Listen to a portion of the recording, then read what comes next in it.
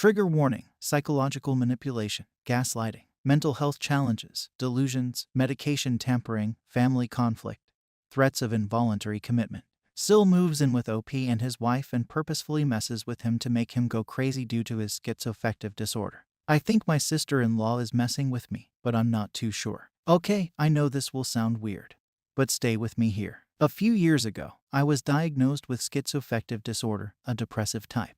It kind of came later in life, so when the symptoms hit, I was working full-time and had a decent job.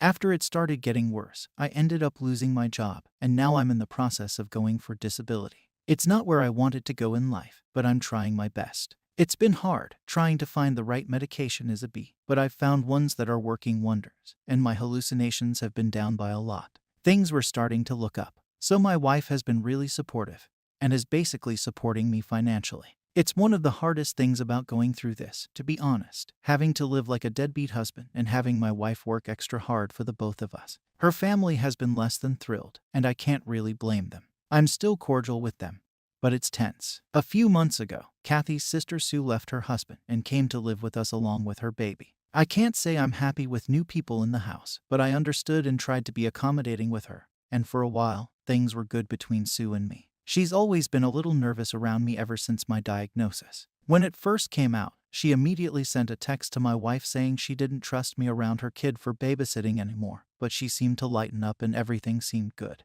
It started last month where, every time I walked past Sue when we were alone, I'd hear her whisper stuff I couldn't make out. I'd ask her if she said anything, and she'd always said no, so I assumed I was mishearing stuff or maybe it was my audio hallucinations. But it started to happen more often, like every damn time I was near her. Sometimes we'd be watching a show and I'd hear whispering coming from her, but I never could get a good look in her mouth to see if it was her or not. She'd either be turned away from me, behind me, or in front of me. The whispers started getting louder, and I could actually make out what they were saying. Stuff like unalive them all or AITA, which really started to worry me. My hallucinations have always been kind of rough, but they always seemed focused on me, like I hate you or you're a failure. Never the other stuff. So I was worried they were getting worse on me. Then I started hearing voices from other rooms. It sounded like someone was talking from other rooms, and anytime I'd ask Sue if she heard anything, she'd claim not to. The weird thing is, my audio hallucinations are different from what I was hearing. My hallucinations have always sounded female, whereas the voices from the other room have been male.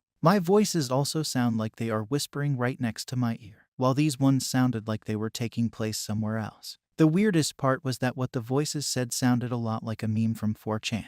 They like to message people from the schizophrenia subreddit and tell them that they are hiding in their walls, and that's exactly what I was hearing in the other room. I started searching for the source of the voices around the house, but Sue got scared and started telling my wife I was going crazy again. I know it looked bad, but my hallucinations sound and say different things, so I was making sure it wasn't something else. Today, things got worse. My medication ended up being missing. I kept it in the kitchen at night, but the bottle was gone this morning. When I asked Sue if she saw my medication, she got really scared and hid in her room with the baby. Her mom and dad came over, and they weren't necessarily hostile toward me, but they blocked my way and took Sue to their house for the day. They called up my wife and told them I had been harassing her and going crazy at Sue, and they feared for Sue and her baby with the schizo around. I really think Sue is messing with me. I've had trouble taking my medications in the past when my symptoms were at their worst, but I really liked this medication I was on, and I'm nervous about waiting a few days for more of it. The problem is, I really could be hallucinating everything. Yeah, it's different from the other hallucinations I had in the past, but hallucinations can change with time, and if I were to become delusional again, I wouldn't really know it either. I really don't want to scare Sue, but it just doesn't seem right. None of this stuff happens when my wife gets back home from work, only when it's just me and Sue at home. I didn't think she'd be capable of doing stuff like this, but everything about this just feels wrong. I'm not sure how my wife is feeling about this. I haven't had a chance to talk to her in depth about it, and what little we did get to talk about, I couldn't really tell how she was feeling about everything. She's been my biggest cheerleader and supporter through all of this, but her family is saying my symptoms are targeting her sister and nephew now, so I'm not too sure what's going through her mind. I just don't know what to do. Ever since this started happening, my symptoms have made a comeback, so I have heard my usual hallucinations from the stress of everything.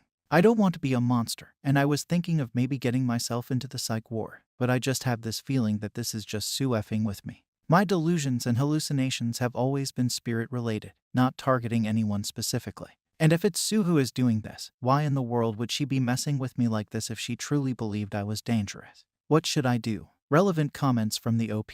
In response to a comment stating Sue needs to leave, it'd be hard to kick her out. Her parents live in one bedroom, so they don't have room for her, and she has no money at the moment. Since Sue's been gone, I haven't had any hallucinations, but it's too soon to tell. In response to a comment where the OP is asked if he keeps track of his hallucinations, I keep track of new audio hallucinations. With this new medication, they went to almost 0 voices before the stuff with Sue happened.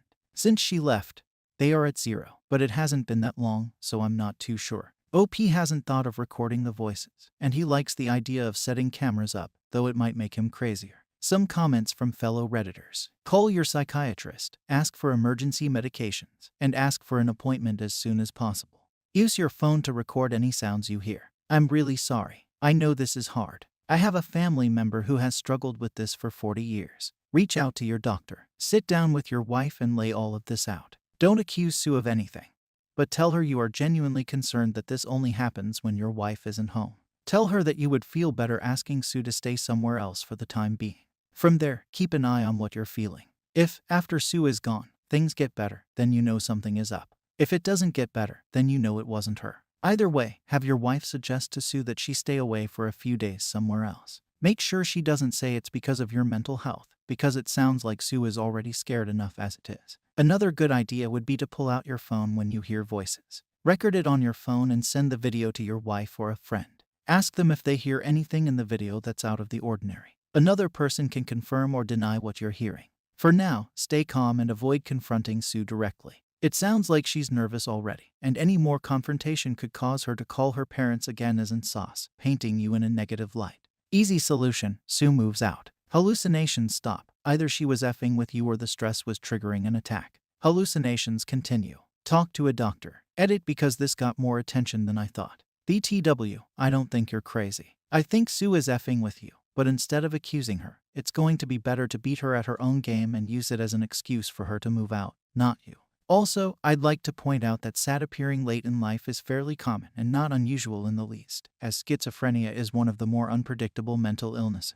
Reading up on autism helped me understand myself. Reading about SAD might help you too. Update. Hey guys, sorry for the long wait for an update. A few things have happened, and I was preoccupied. First things first, I was able to get my medication in about 2 days, so I wasn't without my antipsychotics for too long, thankfully. When my wife got home, we had a talk about what's been happening. I talked to her about Sue when I was alone with her and even let her read over my previous post. My wife is a rock star, and she took everything I said well. We acknowledged the fact that it could still be hallucinations because we didn't have proof, but my wife had her suspicions about Sue and told me that it's not outside the realm of something Sue would do. My wife told me Sue had talked to her earlier in the week and told her I had not been taking my pills. My wife was confused by this because I tend to take the pills in front of her. I had a hard time taking pills when I was first diagnosed and am still having delusions.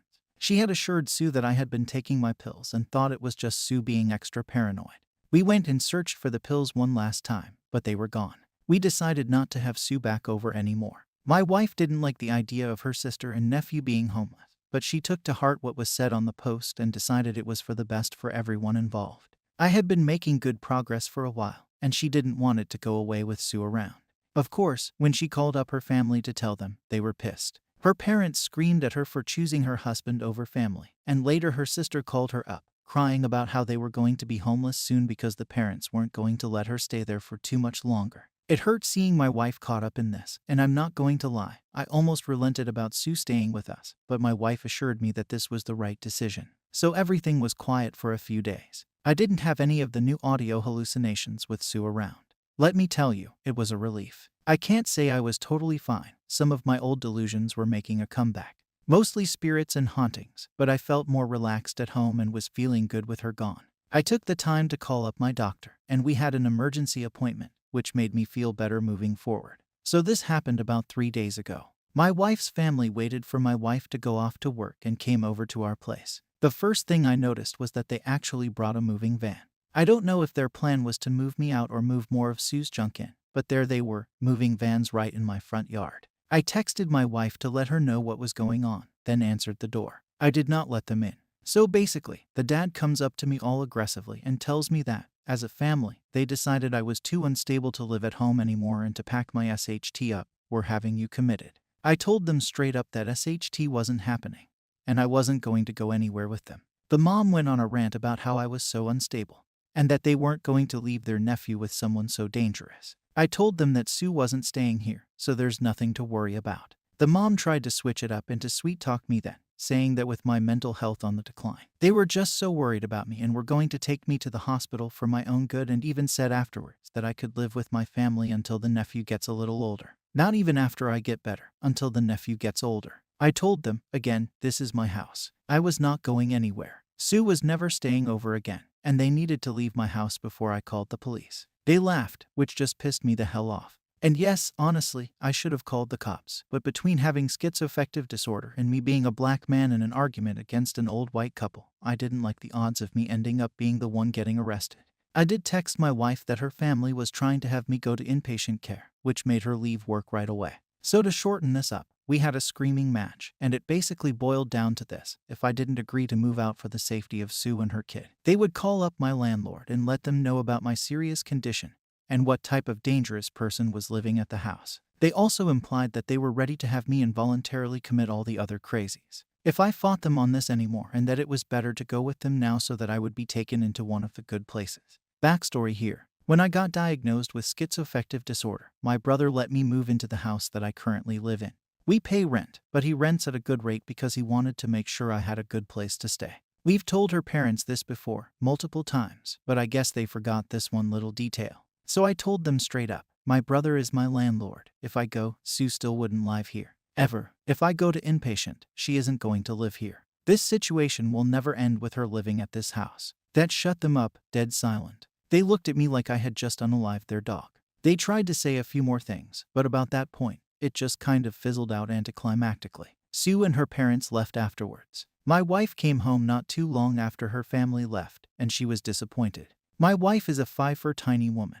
But boy was she mad as hell about what happened, especially going behind her back to do this. More calls, more fighting with her family. She stood by me and told them to stay the hell away from me, and I greatly appreciated that. I just know it's killing her on the inside to not be able to see her nephew anymore. Before this happened, her family was supportive of her and very close. So it just blows my mind that the situation turned into this. She's going to have no contact with them for now. So that's where I'm at right now. Not doing the best mental-wise, to be honest. Might end up in inpatient care anyway the way things are going. I keep getting paranoid that they are going to take me away somehow, but I'm trying to remain calm about everything. Like I said, I had none of those new hallucinations when Sue was around. But with the stress of everything, I feel like I'm constantly surrounded and I'm going to be taken at any moment. I've talked to my doctor again, and we have a plan in place, but I really don't want to end up inpatient if I can avoid it. It makes it worse knowing my wife will be left alone without support, which makes me the most pissed off about this entire situation. Thanks for all the advice, Reddit. It really helped me out in the end. TLDR. Sue and her parents tried to get me to leave the house to have me go to inpatient care. I have no contact with them. Might still go to inpatient care. Some comments from fellow Redditors. It's almost funny how they're crying to your wife about not letting her sister stay, but they won't even let her stay with them. It's also funny to insinuate that you aren't family to your wife. If they come again, don't answer the door, especially if your wife isn't there. I can easily imagine them making up lies about you, so protect yourself by avoiding them. I'm sorry you have to deal with such terrible people, but I'm so glad your wife is standing by you. Best of luck in the future. Just focus on getting better and loving your wife. I'm so sorry this happened to you. You handled it great, and I am glad you have your wife's and psychiatrist's support. I'm just totally flabbergasted that someone would actually try to trip a schizophrenic person into a psychosis to get them home. I mean, this is what she tried, right? The idea was to get you admitted so your sister could have your house. Otherwise, the in-laws wouldn't have shut up once you told them. Sue was never, under no circumstances, going to be able to rent this house. I just can't wrap my head around the audacity, the entitlement, and that effing low blow. You did great. OP, keep up the good work. You're going to be fine. I commented last time that Sue was messing with you to get you out of the house so she could move in permanently. She is a horrible person to prey on your mental health for her own benefit. The audacity of your in-laws, though, is unbelievable to try and throw you out of your home so their daughter, whom they won't let live with them, can move in. I'm so glad your wife is the support you need. I wish you well in the future. Thank you for watching the video.